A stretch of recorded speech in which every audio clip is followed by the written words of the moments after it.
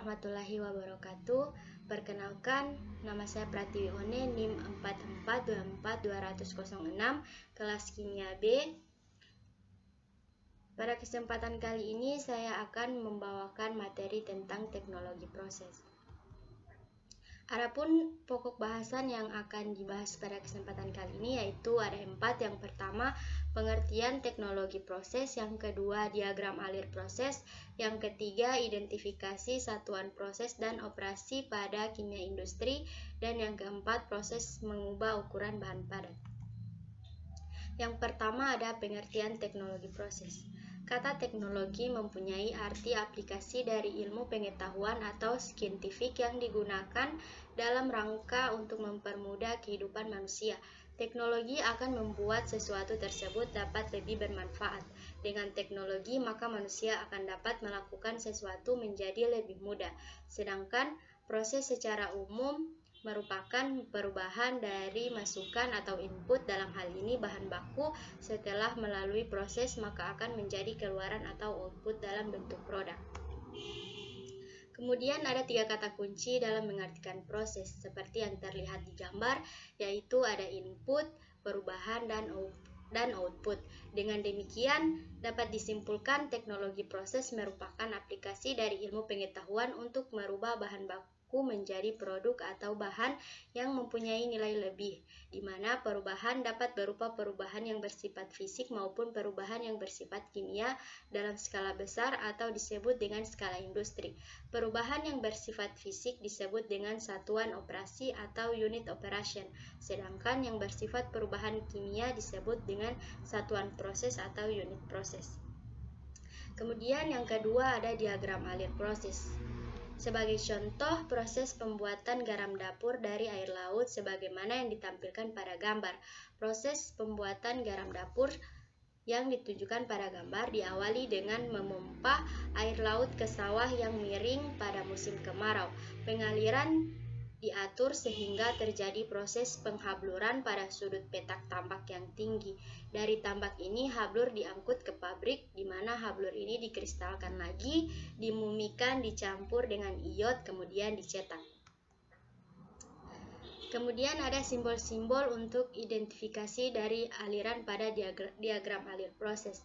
Identifikasi ini dimulai dari awal proses yang dapat berupa masuknya bahan baku atau bahan antara, di mana bahan tersebut dapat berupa produk dari unit lain dari pabrik tersebut. Kemudian identifikasi dari setiap aliran ditandai dengan nomor arus, di mana setiap arus memuat kondisi operasi atau suhu dan tekanan, dan juga neraca massa dari tiap komponen yang biasanya ditampilkan dalam bentuk tabel di bagian bawah dari diagram alir proses tersebut.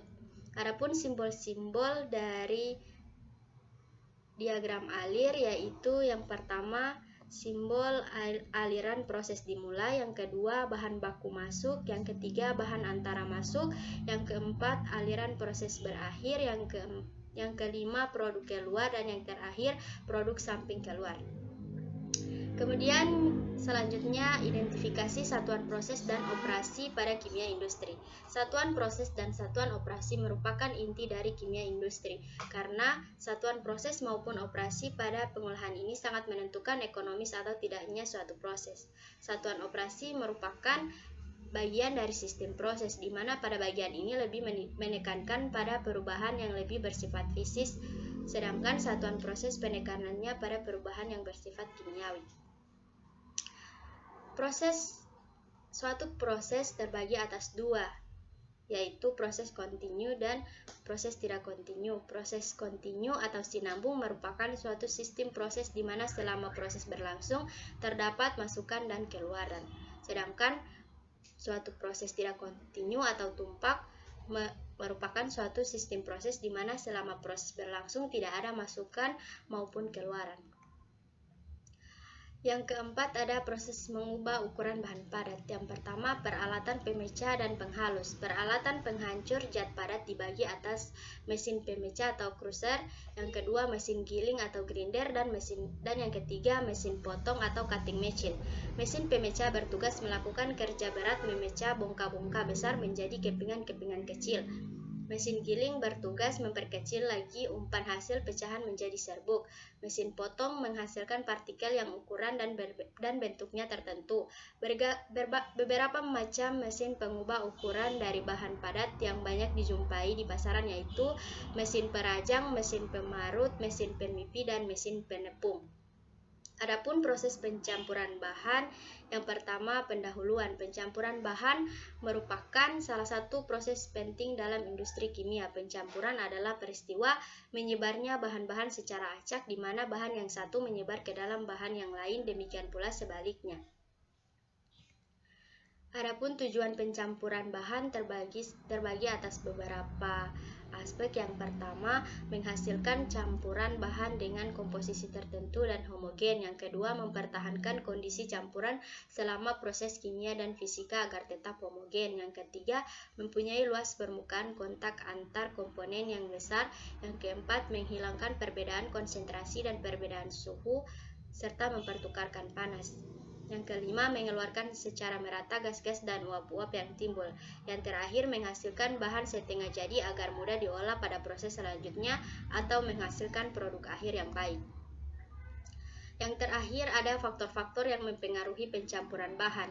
Faktor yang mempengaruhi pencampuran bahan terbagi atas tiga. Yang pertama, aliran. Aliran yang turbulen dan laju alir bahan yang tinggi biasanya menguntungkan proses pencampuran. Sebaliknya, aliran yang laminar dapat menggagalkan pencampuran. Kemudian yang kedua, ada ukuran partikel atau luas permukaan.